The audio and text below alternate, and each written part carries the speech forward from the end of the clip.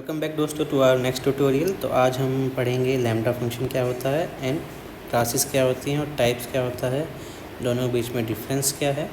Okay, let's start. दोस्तों सबसे पहले लैम्डा फंक्शन।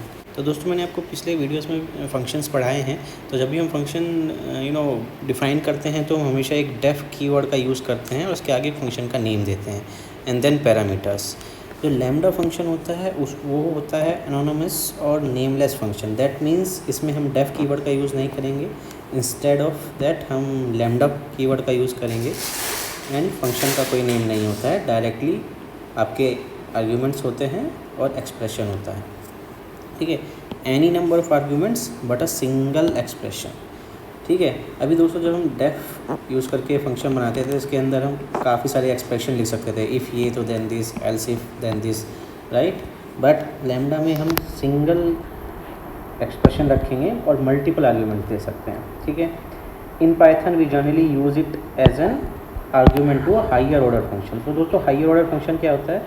ऐसे इनबिल्ट फंक्शंस जो दूसरे फंक्शंस के आउटपुट को एज ए इनपुट लेते हैं। ठीक है, तो फॉर एग्जांपल हमारे यहाँ पे है एक फ़िल्टर इनबिल्ट फंक्शन है पाइथन में और एक मैप फंक्शन है। ठीक है, तो क्या लेता है? ये दो आर्ग्यूमेंट लेता है। फर्स्ट आर्ग्यूमेंट इसका हमेशा फंक्शन रहेगा, ठीक है, और नेक्स्ट आर्ग्यूमेंट आपका इसमें इटरेबल्स रहेगा, लाइक लिस्ट। ठीक है, फ़िल्टर क्या करेगा? फ़िल्टर के अंदर आप एक लैम्डा फंक्शन पास करेंगे एंड एक लिस्ट पास कर देंगे। तो क्या होगा? ये फंक्शन जिस आइटम के लिए ट्रू होगा, ठीक है, जिस आइटम के लिए इवेल्युएट होता रहेगा वो आइटम को रिटर्न करता रहेगा। मान लीजिए 1 2 3 4 है। ठीक है, अब हम चाहते हैं हमारा सिर्फ इवन प्रिंट हो, तो 2 इसके लिए होगा और 2 इसके लिए होगा। फंक्शन कैसे फंक्शन डिफाइन करते हैं मैं आगे बताऊँगा। तो 2 रिटर्न होगा एंड 4 रिटर्न होगा, तो आउटपुट आएगा 2 एंड 4।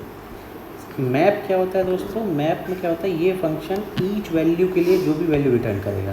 तो मान लीजिए हमें स्क्वायर करना है, तो 1 के लिए 1 आएगा, 2 के लिए 4 आएगा, 3 के लिए 9 आएगा।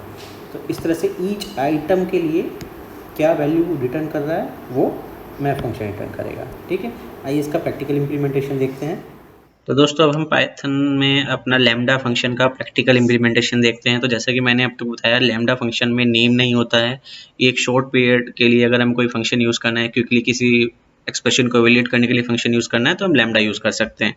ठीक है, तो अब यहाँ पर सिंपलेस्ट एग्जाम्पल आपका लैम्डा का हो जाएगा।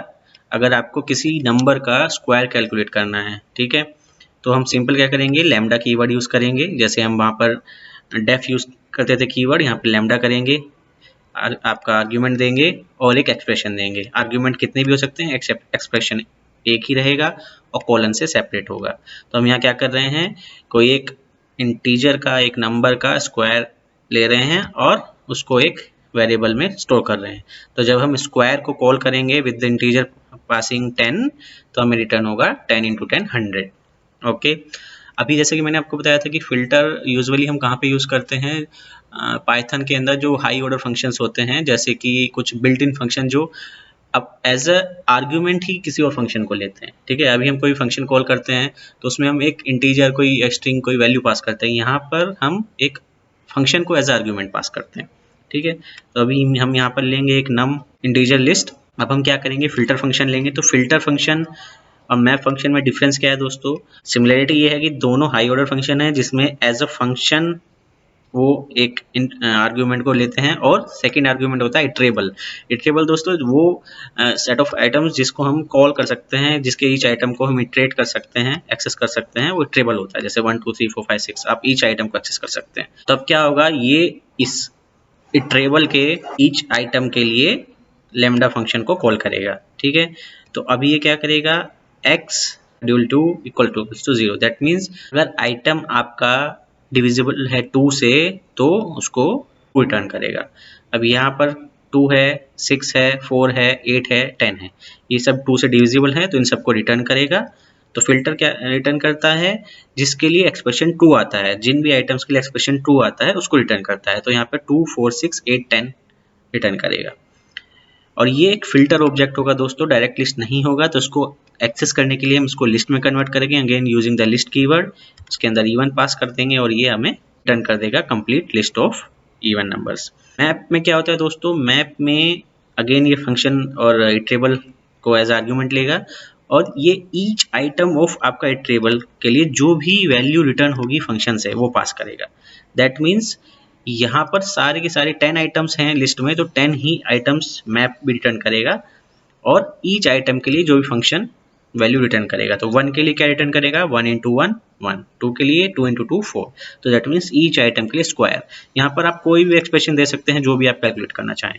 एक आपको स्क्वायर्स का लिस्ट दे देगा, अगेन हम इसको लिस्ट पे यूज करके स्क्वायर में कन्वर्ट कर लेंगे।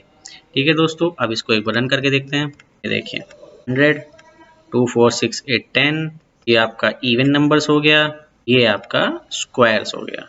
ठीक है दोस्तों, हमें समझ में आ गया है लैम्डा फंक्शन कैसे यूज करते हैं, वेरी सिंपल है। के साथ आपने मैप और फिल्टर का भी इम्प्लीमेंटेशन सीख लिया है।